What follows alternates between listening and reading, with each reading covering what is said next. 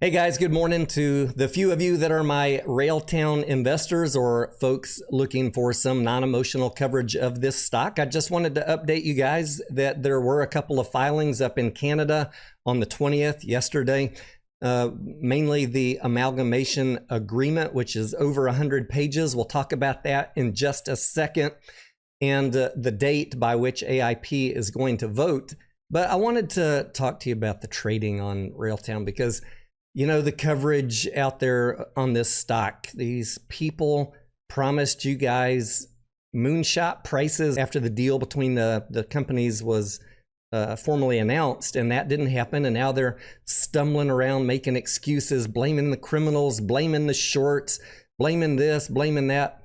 The fact is, ladies and gentlemen, the price is down on almost no volume. And this is something I've been talking to you for many months now. When you're trading OTC stocks with very thinly traded volume, not even a half or a quarter of a % of the shares outstanding is trading on a daily basis.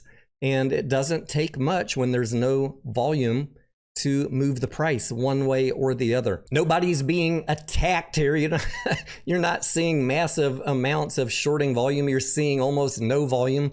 A couple people selling, moving on because nothing happened. The promises weren't met. And that's why you don't overpromise people, because you create frustration. We are not seeing massive criminal behavior, massive shorting. We're seeing almost nothing.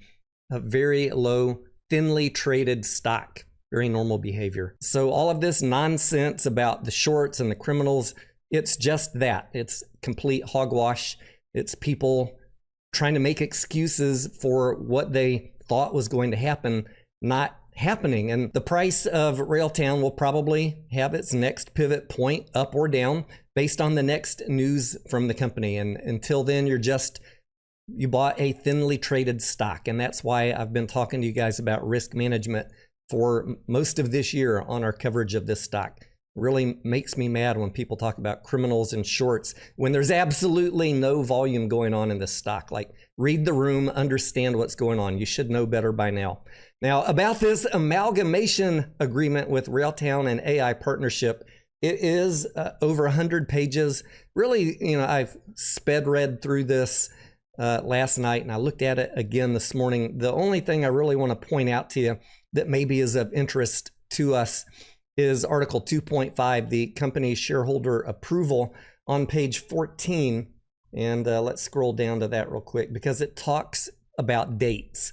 When is AIP going to formally approve this agreement? And that is an important thing that needs to get done and get that behind us. What we see down here in section 2.5 is a date.